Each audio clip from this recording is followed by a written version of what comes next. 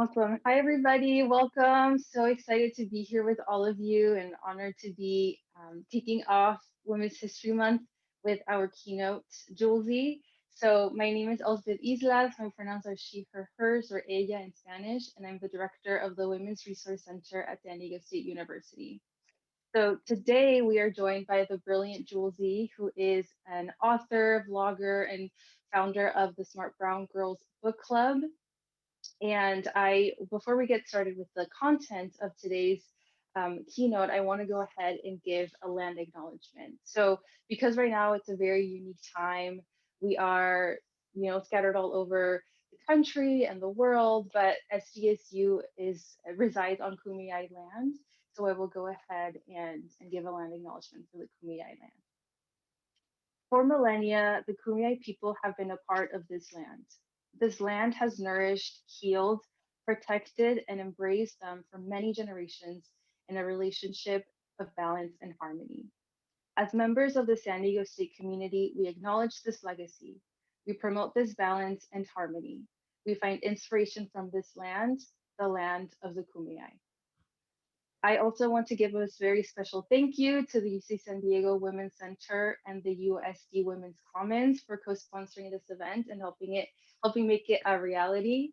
And as some of you know, this is a part of our Feminist Future series. So if you would like to come back and keep learning from feminist leaders, then I will go ahead and drop the link in the chat for you to register for future sessions on March 18 and April 1st. And lastly, I also want to announce that we will have an opportunity drawing at the end of this event.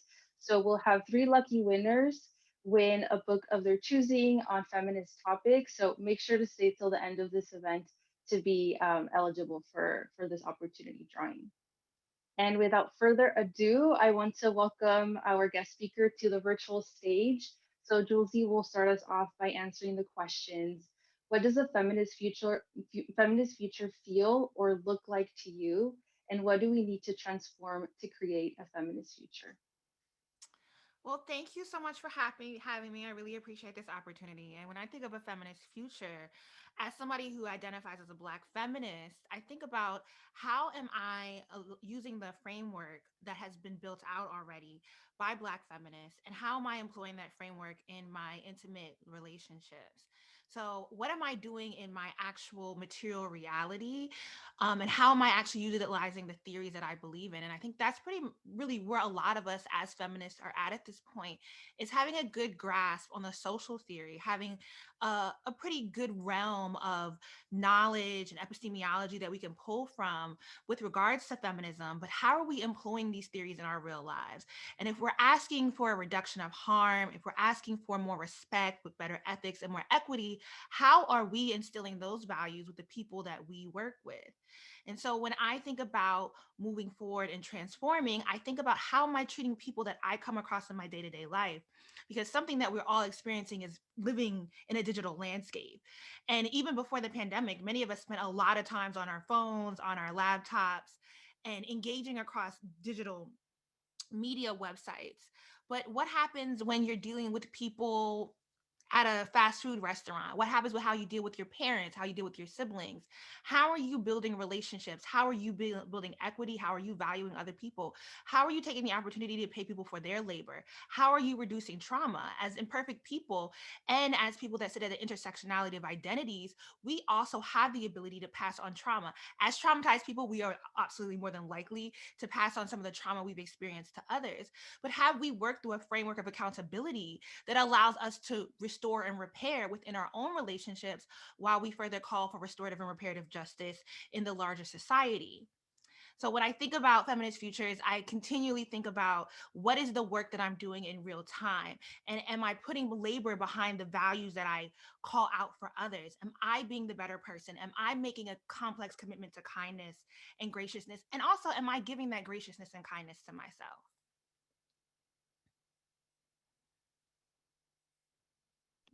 Thank you so much, Julesy. And now I will pass it over to Treviana. Okay, so my name is Treviana, and I'll be moderating this Q&A today. I'm one of the three graduate assistants for the SDSU's Women's Resource Center, and I am a first-year school psychology graduate student. And the first question that we have for you today is, what is your story? And by that, we mean, what experiences have led you to be where you are today? Well, there's just so many experiences that have led me to be where I am today. I grew up in Delaware in a Jehovah's Witness household. I'm about to be 36 this month, not a Pisces, but an Aries. And, so I grew up as a Black girl in the 90s, living in a suburban town and always having this feeling of not quite being enough, of always having this feeling, W.E.B. Du Bois talks about in The Souls of Black Folks, how does it feel to be the problem? And that was something that I continually struggled with. This is a recent video that I also did about constantly being misrecognized, constantly having a stigmatizing shame, constantly being told that like somehow I needed to work harder than others to be included the same way that others were included, and never feeling comfortable with this idea that I should work however many times as hard as other people did to just be respected as a human being. And so as I was working through those feelings and those theories and those ideas, I started a YouTube channel in 2010 because I wanted free weave, like hair, like what I have on my head right now. And I realized that I was not, as a consumer of hair products, being spoken to at that point in 2010 within the landscape of hair extensions on YouTube. It was the age of early Nicki Minaj, right? So we had a lot of blondes, a lot of hot pinks, a lot of very wild colors, and I was like, wow, I want to go to work with my hair. Okay. So I started that. But even with that, I'm thinking again about like accessibility. I'm realizing that I sit in a certain market. My market's not being spoken to in the way that would benefit us. And so, how do I feel that need? And the free weave did not come fast enough, so I had to deal with my own hair. And I have 4C natural hair, and again I realized that my hair texture was not being represented, that we were not being included in the natural hair landscape at that point in time. So I started doing content because I'm like, okay, again, I want to see myself represented. So I've constantly just been thinking about, how do I want to be represented? And if I'm going to be upset about the current narrative, how do I how do I change that narrative? I mean, that's also a point of privilege that I ever thought that I could change that narrative. So I think there's always like these small ticks that we don't recognize. There's the way people talk to you, there's the way people identify you. There's the different privileges that you are impacted by. And so it's like, I grew up with this idea that I could be the little Black girl that could. A lot of people tell me I look like Journey Somale. And it's funny though, because when I think about like light skin privilege, I think about the fact that I had this image of like Journey, literally Journey Somale in movies, that was always like, she always played like this little rebellious Black girl who in the end was right. And so I always had this idea that like, you don't understand what I'm saying, but I know I'm right. I'm also an Aries with the Gemini rising. So I think it like, some of this is in the stars, that I always thought that like I was just like, I'm in Delaware and you're telling me I'm wrong, but I'm in Delaware. How are you telling me that I'm wrong? We're in Delaware, right? So I've always had like, there's various things that come into this. I also have a mother from Brooklyn who's always telling me my feelings can't be hurt if it's not true.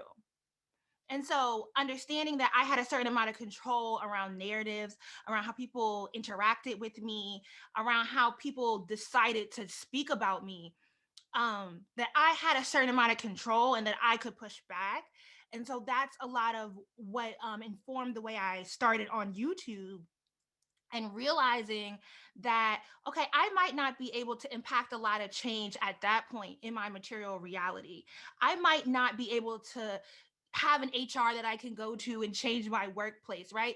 But I can build a community on YouTube, and we can start these dialogues, and both I can impart wisdom to my community, but more importantly, my community can impart wisdom to me, because different perspectives, we all talk differently, we all access language differently.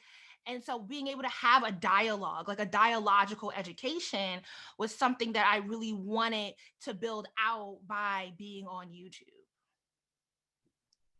Thank you. That was very insightful because representation does matter. And I really thank you for wanting to be the change in which you seek. So And here we are today. So, our next question for you is many of us are interested in creating space for these types of discussions and critiques, but beginning something new can be very overwhelming. So, how did you begin building your own platform? Well, I wanted consumerism, right? Capitalism. I was trying. No, it wasn't so much. It was definitely consumerism, though, right? Because I wanted it for free, so I did not want to be the means of labor that got the hair. I didn't want to have to work, really hard to get the things that I wanted. But um, it's I don't know that I've ever really gotten away from this feeling of overwhelming. And I think there's something that we have to acknowledge depending on what kind of content you're producing. And I think every sort of YouTuber experiences this. Jackie Ina just did a video talking about did she leave YouTube? And she's just saying, after being on the platform for 12 years, and she's like 3.6 million subscribers, that she still feels like she's struggling with access and equity and getting due. And so she's not leaving YouTube, but she's decided to focus more on other platforms at the moment to help give you something a new experience, right? And so like I'm not Jackie size, and I firmly live in like the social justice cultural commentary space. And so there's just like having to always be attuned to what's happening in the news, especially in the past 4 years, has been very overwhelming, very stressful. And I've really had to set boundaries both in how I deal on the internet and both in my real life to make sure that I am taking care of myself. But I just want to be honest that depending on the content that you're making, I don't know that you're ever really going to be able to shake this feeling of overwhelmingness. You're gonna have to manage it and decide what what what you're willing to deal with, what you're willing to put up with, right? I don't know that there's really ever this point of coasting, especially when you're advocating for a community.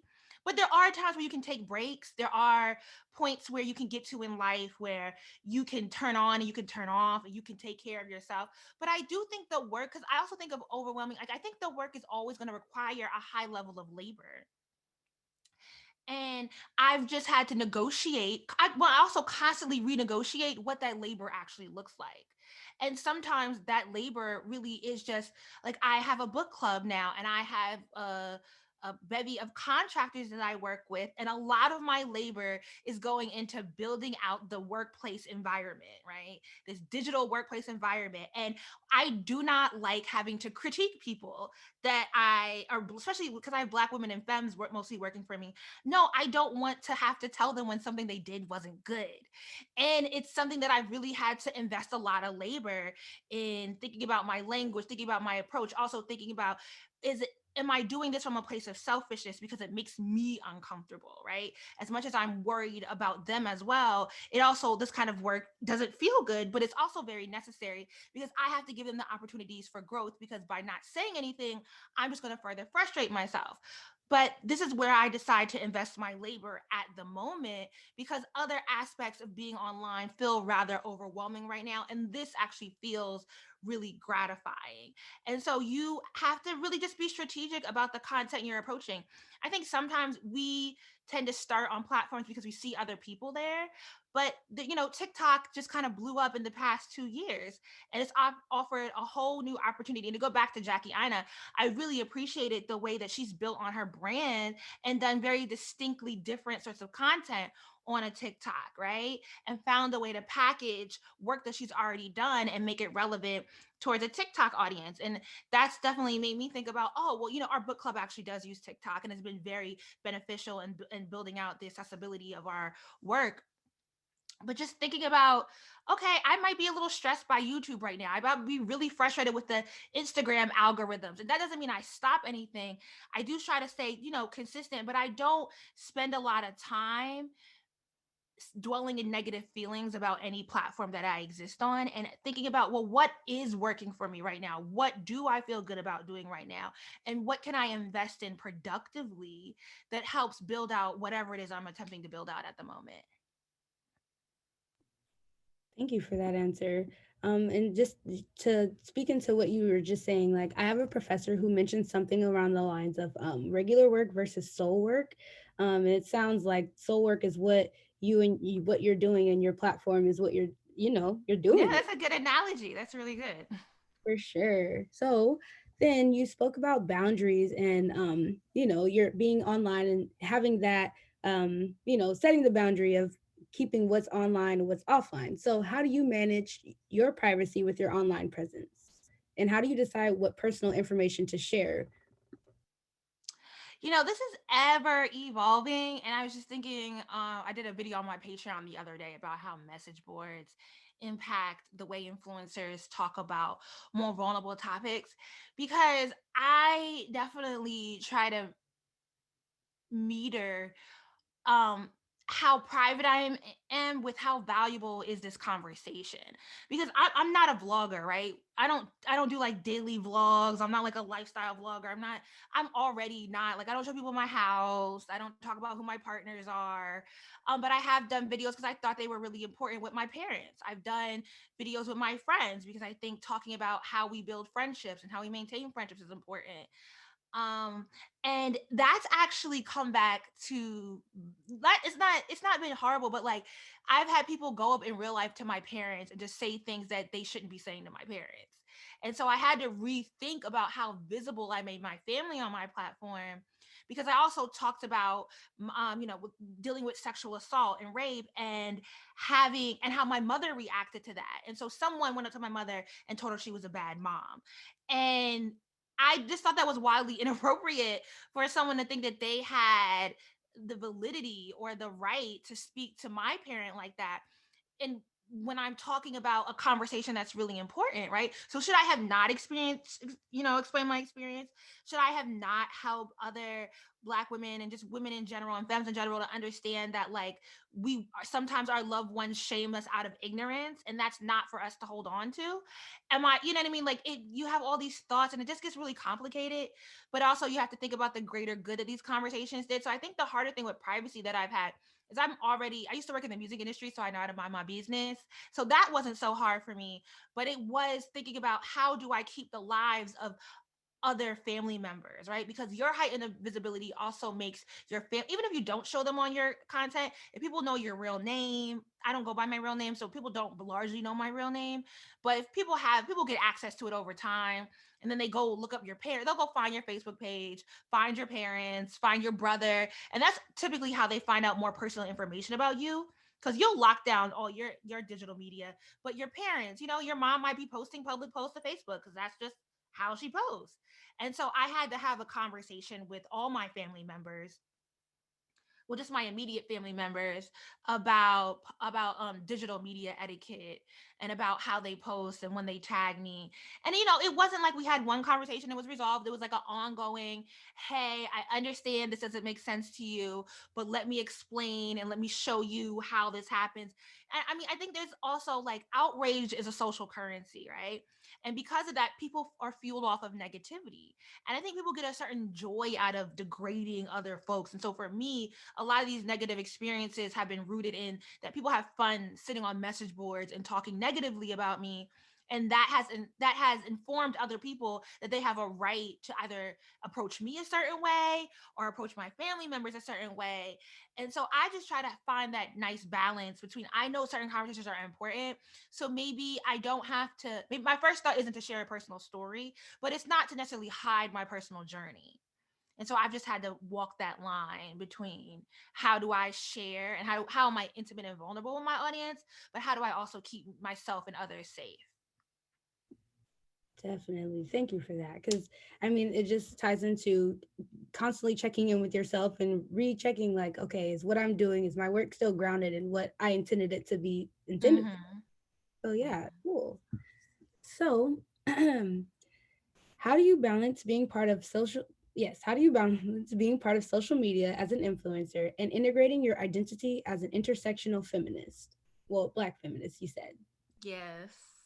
That's not actually hard because we're all online now, like being an influencer. And it's like, now Beyonce says she a feminist. Great. Like, let's do these. There's definitely been a lot more convert because I've always kind of been talking about the idea of being a Black feminist, about the Combahee River Collective, about Audre Lorde. My shirt says Ida B. Wells. You can't really see it, but it's cute or whatever. And being like sort of invested in that framework. Um, And there's been more of an interest in it. There's been more of a conversation about what is womanism, what is being a womanist, what is being a feminist, what is being a black feminist.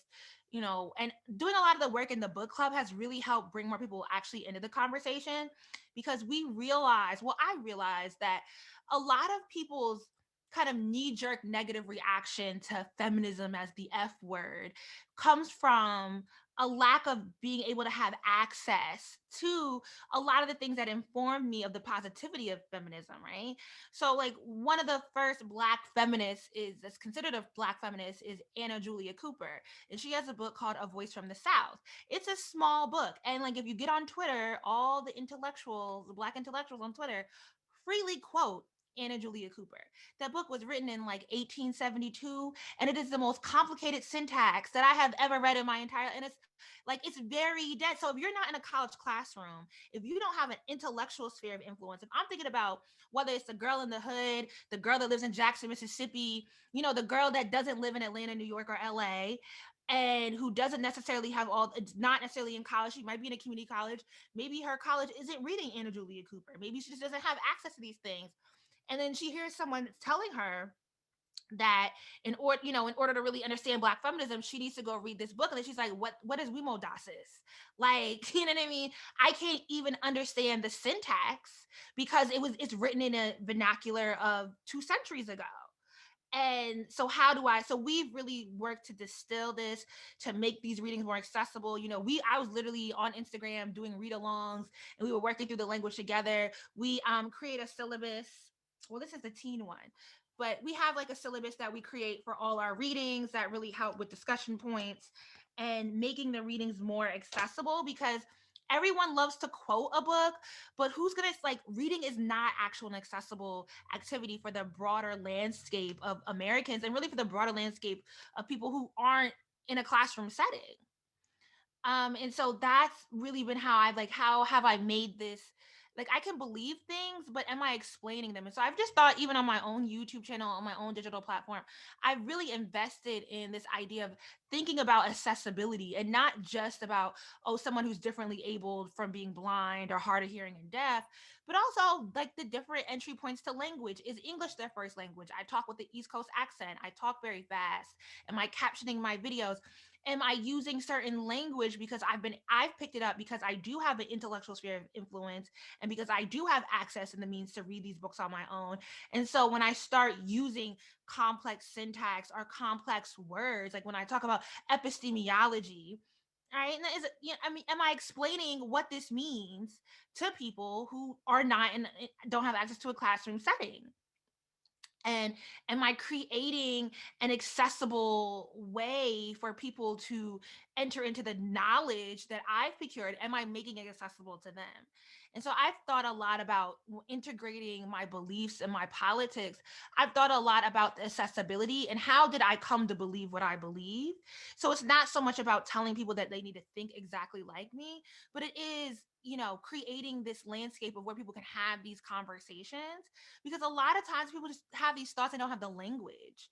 And so if we start with the conversation and we don't degrade or berate people about their lack of knowledge, and instead, inform them that the knowledge is within and it just needs to be pulled out, that's pretty much how I've really worked to make my content accessible. Definitely. I mean, in looking through Smart Brown Girl, I'm very very grateful that you are making books like this accessible to people who look like me, because language is not universal and it's not accessible. So meeting people where they are is very much needed, and thank you for that. So, for the next question, we have your video TikTok has a race problem is very enlightening and gives a critical view on the appropriation that occurs in social media. So could you share more about excuse me, I mispronounced her name, Jalea Harmon's story and the way her viral dance was co-opted, and how that shines a light on systemic racism, the appropriation and consumption of Black culture, and the white gaze? Yeah, I actually gave a talk at a high school earlier today. We've been very busy, and I brought up, that TikTok. So that video that I did, I gave a talk at Davis in college, and I was talking about social media and like the current landscape of politics. And at the time, so this is pre-pandemic, but I got a TikTok account, and the first video they show you is Charlie D'Amelio, and I'm like, she basic. She real basic. Like, why am I seeing this? There's nothing intriguing to me about this child. So I quickly hit the not interested, and that's the last Charlie D'Amelio video I ever seen. But then there's a New York Times article by Taylor Lorenz talking about Jalea and her renegade dance. And I'm like, I'm reading this article. I'm like, it's crazy. Because if this white woman at the New York Times had never taken a vested interest, and Taylor actually covers a lot of social media topics. And she writes for the Atlantic and New York Times and some big media outlets. But if she had not taken a vested interest and advocated for this story to be told with her editor, gotten the budget to fly down to Georgia to interview this young lady and her mother, Jalea's story would have never really been amplified, because that New York Times article kind of set off in motion her getting on Ellen, her being at the NBA, Charlie partnering with her, right? Now, the converse is that, like, I think it's easy to say Charlie is a white girl, and that's why she has the visibility and was able to become popular off of this renegade dance in the ways that Jalea wasn't. Oh, I'm sorry. My thing goes off after 12 minutes. I got to fix that. But what's actually happening is, like, the way whiteness and white privilege works isn't just in the fact, like, oh, Charlie is a white girl, but Charlie comes from an upper middle class family. Her father has his own business, he's an entrepreneur, and he also worked with a lot of brands in his business. I forget the company he originally worked for, but they own like they own this brand out of Philadelphia that is largely associated with black athletes. I should know it and I can see it, but I can't remember the name of it. And so he already had an in with like the marketing industry, right? And most of us that have even gotten into this content creator space have a hard time validating our jobs and validating our income to traditional outlets, right? So not even just the media, but how do you get an accountant? How do you get a lawyer to negotiate your contracts? How do you get a manager? It's really hard to say, hey, I'm a TikToker and I live in Charlotte, North Carolina. Can I find a manager here that actually knows how to deal with the things that are pertinent to me being on TikTok, right? And so Charlie and Dixie subsequently had that built in with their parents. Also, I think Charlie's appeal was that she was a dancer for a white girl, right? So her parents could pay to take her to competitive dance lessons. Like, those are really expensive, but you also get a built-in community with that. You get a certain amount of visibility from being a competitive dancer. Um, and the particular to the TikTok algorithm, um, that algorithm is really good at reading the backgrounds. So on my For You page, I see a lot of people in the hood because the algorithm knows I like people in the hood. So I see a lot of white refrigerators, a lot of popcorn ceilings, a lot of the messy living rooms with kids, because they understand that when I see that I tend to stop and watch that. Versus a lot of us like nice white kitchens. We like marble granite countertops. We are very invested in an image of wealth. And so, what also benefits Charlie is that she was in a nice looking house doing these dances and doing them, decently to pretty well. And so, it's also like, ooh, she's doing these dances, but she's not in the hood, right? She don't have an Android camera. Her camera not looking like a security camera from 93, right? She's not in she's not in a messy background. She's in a house with nice sunny windows. Like, part of the intrigue is also like, ooh, where do they live? What is their money looking like? And beyond Charlie, a lot you'll see a lot of people's For You pages feature people simply because they have a nice kitchen and they're standing in that kitchen and they're doing TikToks. And that is visually appealing to us. And so the algorithm picks up on that. And so you have all these like small ticks. So like Jalea on the flip side was on Thriller and had a dance go viral. And when she went to say something to her mother was like, okay, cool story, bro. Like, her mother could not do anything with the fact that her child had created something that was going viral. Versus Charlie's father had the means to not only say, is my daughter's going viral, but let me get her first brand deal. And and then when these other bigger brands come in, they can properly negotiate a contract that included her sister and up their visibility and, be able to properly exploit both of their brands for a really good return on investment. Jalea basically needed an outside source to come in and say, we got you. And I still don't really know. We see all these deals happening and I hope she's getting paid well, but we don't really know because we don't know who's managing her, who's her team, what are the experiences that they have, what are their invested interests in making sure that, she has a viable career as a content creator. We're not quite sure. I'm not quite sure. I don't really know. But I think the bigger example isn't just that, oh, this white girl became popular, but it's that the black girl literally needed an outside source, and a big, like, the New York Times is a huge media outlet, that if she had not gotten that press, who knows where she would be today. And so there's a lot of things happening, and I know it gets like all these like woke people, but like, yeah, redlining impacts that, you know what I mean? Like, my ability to access education, my ability to have parents who could take certain risks with their careers to do what they want. A lot of black folks are not visible in certain industries because we don't have the means to take the risk to pursue those industries. I grew up as a black girl in the 90s being told, do not go to school for art. It doesn't matter that you're an artist. Do not go to school for art. You are going to be broke. And so I got a degree in sociology, that was, and it was like, then I go to Adobe Max conference and what was that, 2017. And I'm like, all the ways that art and creativity inform the things we do. Like, who creates the highway signs? Who decided they needed to be green and white and they needed to be a certain size, right? Who designs the medical equipment? Who designs the way the government puts out signage?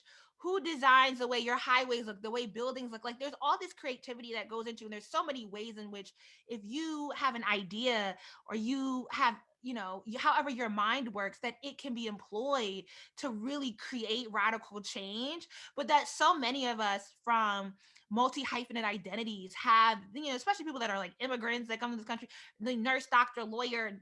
It's like, how we have so much ability within our own insight and within our own knowledge to create these radical changes across landscapes. But how often is our environment informing us to never even pursue that part of our mind? So, it all connects. Most definitely.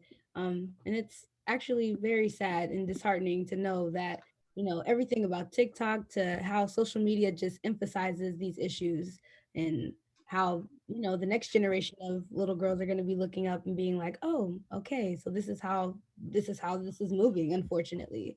Yeah. So, okay.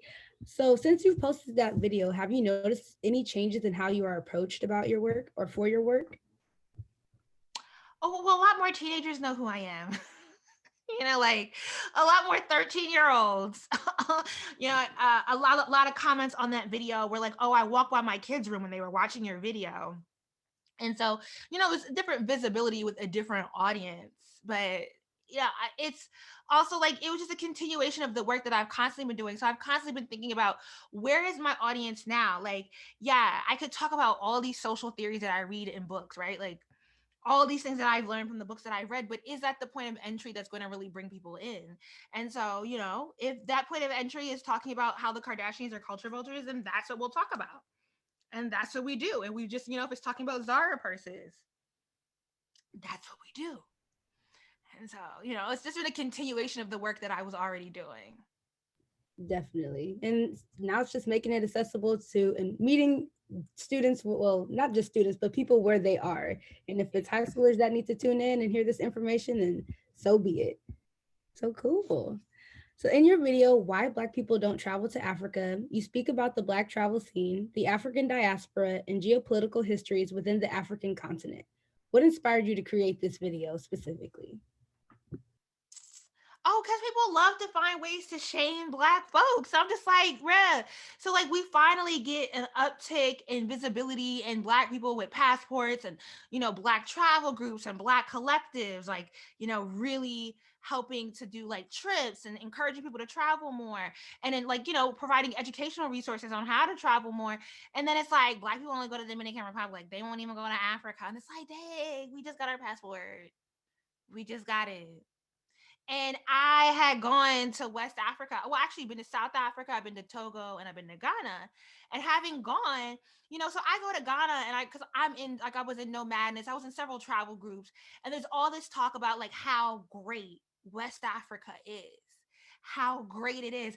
And that Ghana was a hard trip for me. Is the best way I can put it. Because it's not that it's not a fun trip. Obviously, a lot of people went to Ghana in 2019, and it was amazing for them. I went to Ghana in 2015, and if you go, like, there's a whole lot of things happening, right? The politics. So I went, and I also stayed for like 7 weeks, and so I had never dealt with load shedding. I didn't know the concept of electricity going out. I don't live in Texas, uh, but it wasn't, or I don't even, I mean, like, I grew up in the suburbs, right? So this idea that, like, in the 90s, so this idea that the electricity would just go out because there wasn't enough electrical source, because they're selling their electricity to other countries or to other people to make money, and they're not giving it to their people. And so that was, and then realizing how, like, when the electricity goes out for a certain period of time, your water stops running.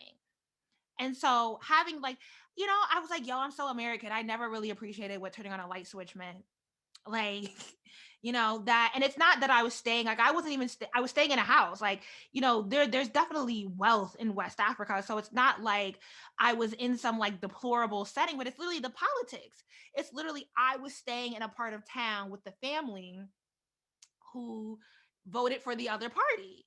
And so, the government knows that, like, so this is what they do. So, like, imagine living in a Democrat city in a Republican state, and the Republican governor, which does happen in America, but we have a little bit more checks and balances to mitigate it, says, I'm going to not provide certain household necessities that are governed by the government to this city, because when it comes to the election, they're more likely to vote for the other party than they are to vote for me. And that's literally what was happening, because I didn't go during a presidential election year where there's an incentive for the president to keep the electricity on for everyone, to encourage them to go vote for him. I was there on an off year, and so there was just a higher rate of load shedding happening. But anywho, and then I went and I stayed, like, I went there for work. And so we originally stayed at a really nice hotel. And also my manager at the time was Ghanaian. But then, like, I'm like, yo, the cost of these hotels is expensive. I was just really thrown off by how expensive at that point Accra was, because I just thought that I was going to go and everything was going to be cheap. And I went during Christmas time, when all the Ghanaians and West Africans with blue passports come back home with their American and euros and pounds. And so cost of things goes up, because people are just exploiting the fact that a wealthier group of people are home. And so it was just hard for me mentally, because I think I had a certain expectation, especially because when we tend to shame folks, we're trying to suggest that this is super easy to travel. But I also realized that I also had a really good time, though, because I had people looking out for me, right? So I can look back with all the load shedding and the church that starts at 5 a.m. and goes into 9 p.m. Sunday, Monday, and Thursday. But I can look back at it all positively, because I also realized that I had certain privileges that ensured that I could deal with the certain things that didn't exist for me while I was there. But also, while I was in Ghana, I met a lot of scammers from America. A lot of Americans who were in Africa and presenting themselves as like the keys to Africa, like the people that could create a tour for you. Like, if you want to travel to Ghana or Rwanda or Nigeria, book through them. And and I'm like, you're not Ghanaian, you're not Rwandan, and you're not Nigerian. And there takes a certain amount, like, especially like in Ghana, because, like, I don't necessarily be stereotypical, but like, what is time? You know what I mean? Like, that's like a real cultural thing. What is, somebody will tell you 4 o'clock and pull up with a smile at 8 p.m. Because, like, what is time? And if you are not from the community, that you don't really know how to navigate the different ways people deal with time. You don't know how to navigate the doom store, which is the load shedding. You don't know how to navigate the language, because people speak, and then the languages that differ based on ethnicity. You don't know how to navigate that, because you're an American who only speaks English, but you try to make a dollar off of encouraging people to travel to Ghana through you. And I met people that had traveled and were like stuck. And it was not uncommon. And I'm just like, so many people would pay to go take Instagram pictures so they can stunt, but like are not having a good time. And so having gone, it's like, no, absolutely go. But you basically need someone that's from there that can put you on and can like, go with you and give you the tour, because they're from that place and they have a better cultural understanding of all the nuances that could raise conflict in your travel. Because like I think the way Americans travel broadly, regardless of race, is that we're used to a tourism infrastructure, right?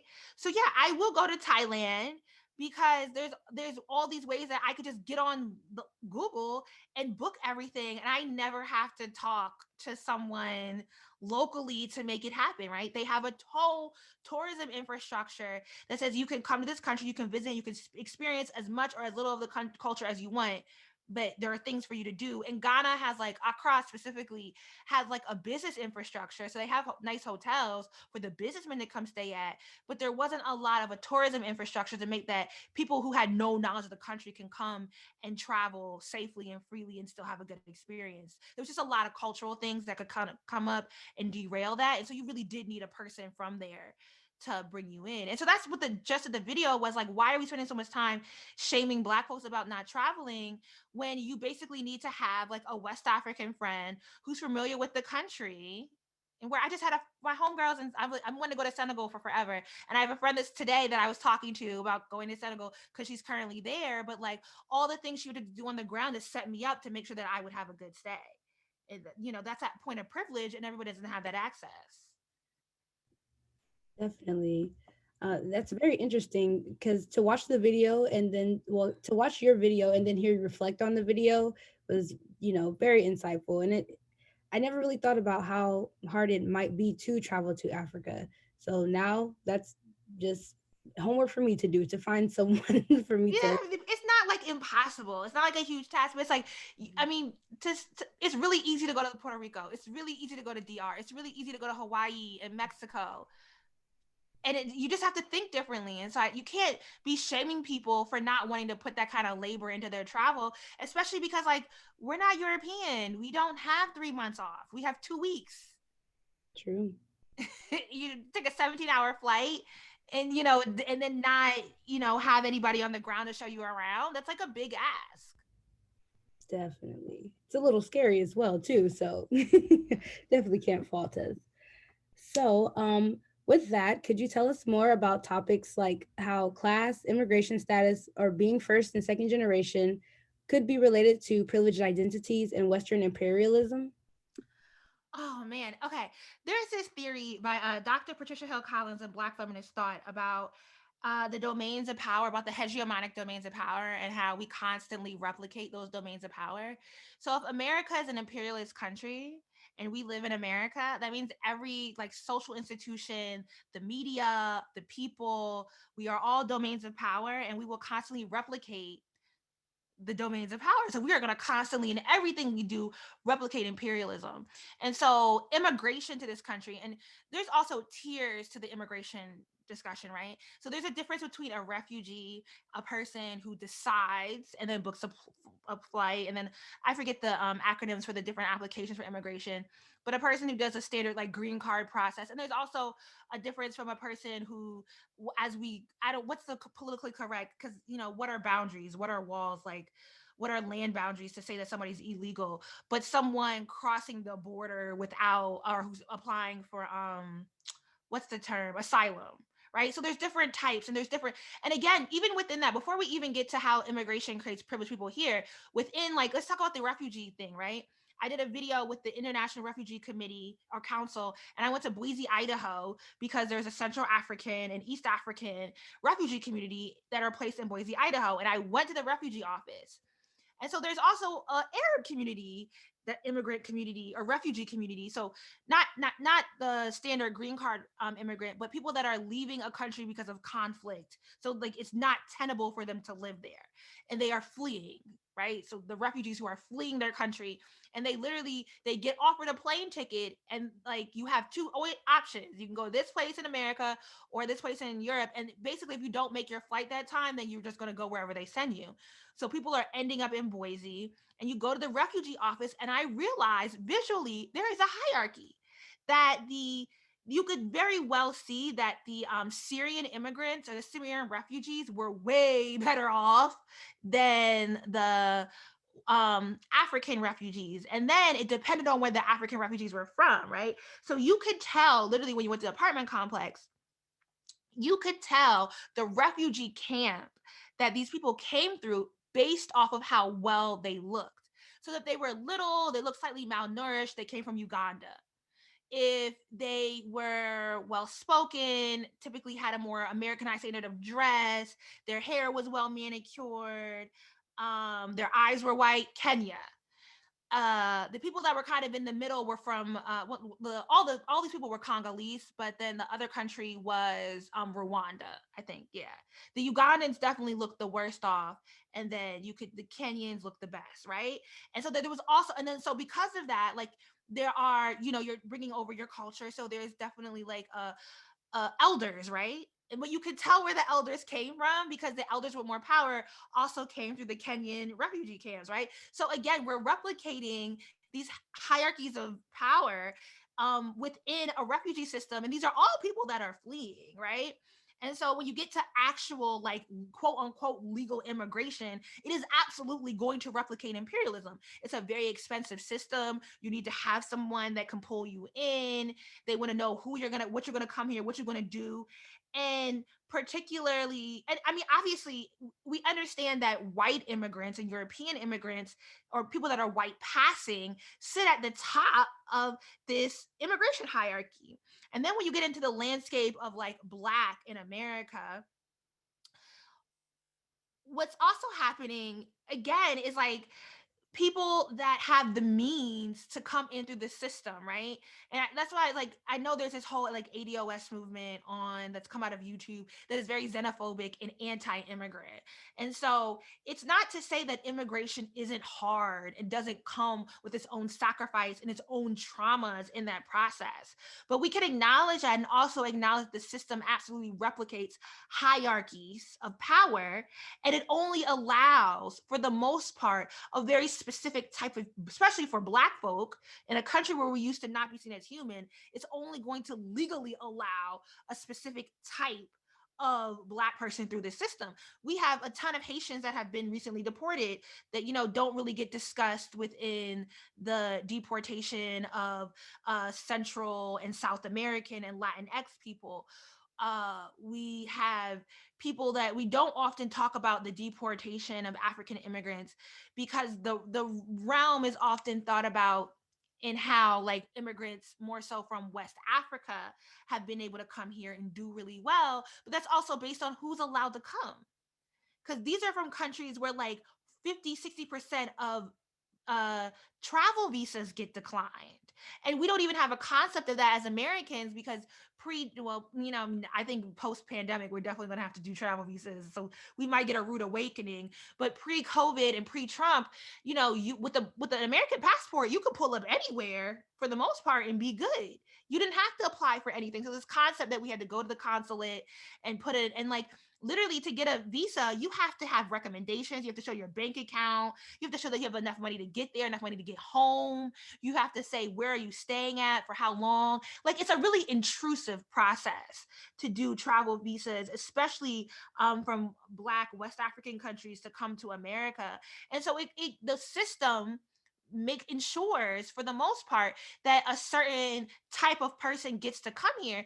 And so, yeah, Black Americans in this country largely don't come from college educated households, but immigration can ensure that most of the Nigerians that are allowed here come from college educated households. And so that's just a different level of leverage. So you're going to get a different economic status or socioeconomic status of Nigerians than you are Black Americans. But the other way to think about it is how, like, where have Black Americans in mass migrated to? The closest thing we have is France, right?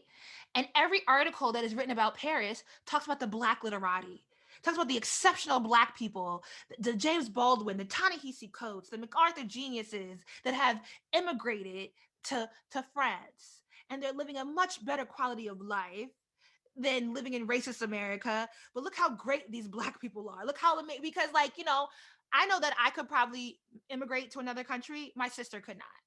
And there's a different socioeconomic status between the two of us that would allow me to go through the legal immigration process, but would very likely keep her out of the system. That is a very wild concept. And thank you for being able to explain that to us in this time period. So, our final question that we have, well, before we open it up to audience questions, is would you like to give any final words of reflection on the concept of feminist futures? Yeah, I guess I can just reiterate where I started off at, right?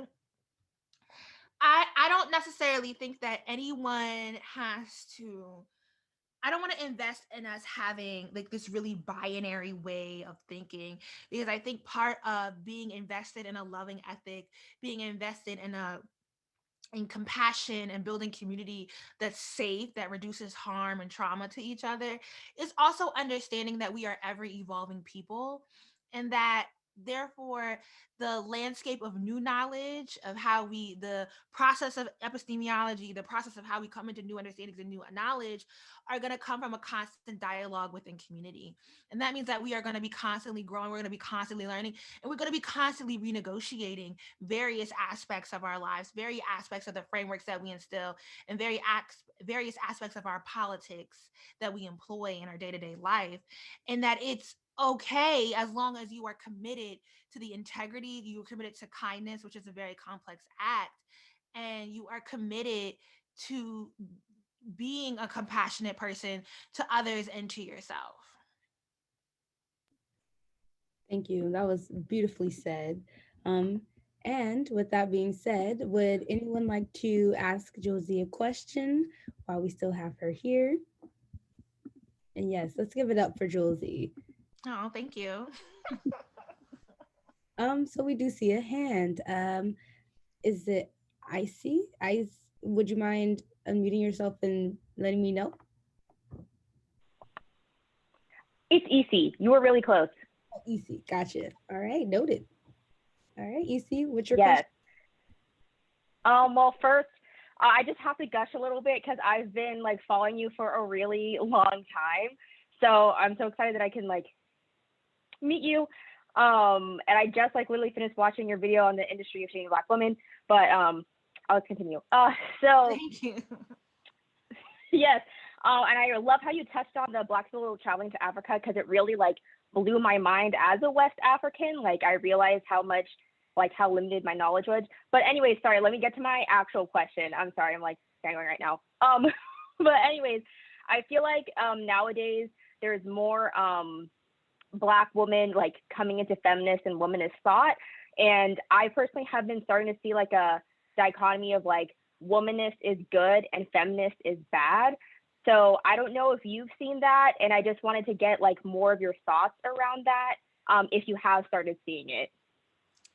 Yeah, Kimberly Foster for Harriet did a video like years ago where she interviewed someone who, I think the young woman was at Howard at grad school at the time, and she was like making the case that she is firmly a womanist and not a feminist, and sort of working through the history of like where womanist comes from, because like the term womanist, and I think this is as you were explaining, this is very particular to like Black women, right? Womanist was coined by Alice Walker, but Alice Walker was friends with like Barbara and Demetria and the Demetrius Frazier, the women that came up to the Combahee River Collective and kind of created like this idea of Black feminism as a particular framework of liberation for Black women, femmes, and the larger Black community. Um, and so like it was, Black feminism and the modern framework of it and womanism were kind of like, there's a lot of overlap, right? Because they were of the same era. But I don't really remember a whole lot from the video, but I do remember that she did that interview. So there's someone who could give maybe a more academic context to why womanism might very well be a very distinguished movement from Black feminism. But from like, we read Alice Walker in Search of Our Mother's Gardens in the book club last month, well, December.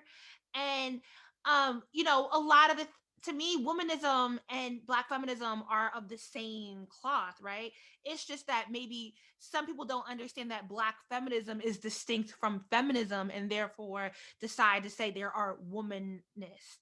And also, I've seen people wholly misappropriate the term because womanist gives a very specific gendered tone to it that maybe feminist doesn't, especially as feminists the language around feminism has really been expanded to very much so include non-binary and femmes and queer folk and trans women to make sure. I mean, it's all like black, but like the Combahee River Collective acknowledges all those identities, right? And then some, and says that they, in order to get free, we all have to get free. But then there's also been like the trans exclusionary radical feminist movement that has come out, and there's also been the trans exclusionary aspect of black women that has definitely got a lot of visibility in the past couple of years. And I've seen people from that movement misappropriate the term of womanist to think that that allows them to keep trans and non-binary people out of the framework of fighting for liberation for them, right? And so I think that's what's happening. So it really depends on like how is a person using the term womanist, what is their intention, because honestly the framework and the theories behind womanism are in line with black feminism. So yeah. Thank you so much. Thank you for asking. Cool beans. And we have time for about one more question. If anyone would like to, unmute. Oh, I see a hand. Chidi, if you would mind unmuting yourself. Hi, my name's Judy. I have to say the same. I'm such a huge fan, and I watched your first video, I think, freshman year of high school, and Oh wow. it's changed ever since. So I wanted to ask if you have any advice for Black women navigating predominantly white institutions, and if you could also talk about like burnout and finding your purpose. This is a question I get asked all the time. And I'm like, I'm not a good person to ask because I don't work with white people. No, it's I don't like I work with white people at YouTube, you know what I mean? And I get to be very like vocal because I'm the content creator and I also exist in a certain space and I get to say things that like I struggled in the corporate infrastructure. I struggled in the office. And that's what led me to start Smart Brown Girl. And then I also was like, I'm not struggling like this no more. So I left.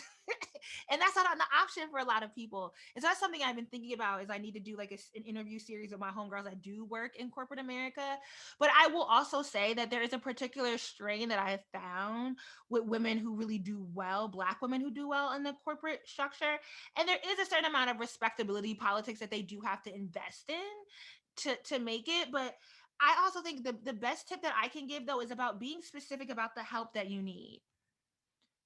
Because the larger question about that is how to deal with microaggressions and how to deal with you're talking about like burnout and not feeling like you're doing your purpose or feeling like the negativity is so high that like what am I doing, and then absorbing this idea that your work is not valuable and therefore you are not meeting your life's purpose because you don't feel valuable in what you're doing because your work environment is toxic or hard or whatever.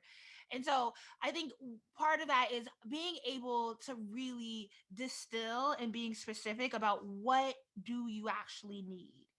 And so a lot of us across industries will get into our fields and not see a lot of other Black women. And then when we do see a Black woman, she is typically taking on a much higher workload than anybody else. And so when we go to sit down with them because we think they're going to be a resource to us, we like doing a working lunch and we're trying to eat and talk at the same time and it's not working. We have like 20 minutes and so how do you really get value out of that? And so like that's an experience that I had when I started out being vocal on YouTube about the issues I was facing. I sat down with a Black woman executive at YouTube and she was literally like, let's do a lunch. And I went to the Google offices. I got one of everything because the food looked so good and it was free and I was hungry and then couldn't eat nothing because we had 10 minutes. And so I'm sitting here like, oh, I need what do I actually need so that like I can follow up and I can make the best of this very limited amount of time that I have with this person. And I think that also applies to when we are upset about something and we would like to change the work. I would love for racism to cease to exist, but the white men you work with ain't gonna understand that concept. And so specifically, what can I get or what do I need, what specifically would I the changes I would like to see, so that I can be specific about that ask, and also not take put myself in a position where I'm taking on a whole lot of labor to change a company that I don't really want to be at in the long run. And then the burnout thing is, I think there's a book called Pleasure Activism by Adrienne Marie Brown. You know, there's the Nat Ministry on Instagram. There's absolutely a way that we need to change how we view our labor, and not and if the amount of investment that we have been taught in America to have in labor needs to be balanced out with our investment of mental health, of rest, of self-care, of being kind and gracious to our own bodies and to ourselves, and loving ourselves first, and being able to, create the boundaries that we need to really allow that to foster. So again, we just have to, this is going to be different for everyone. Like, I knew that I could not function in the corporate structure, so here we are, you know but some people, yeah, we need black women in the corporate setting, we need women of color in the corporate setting.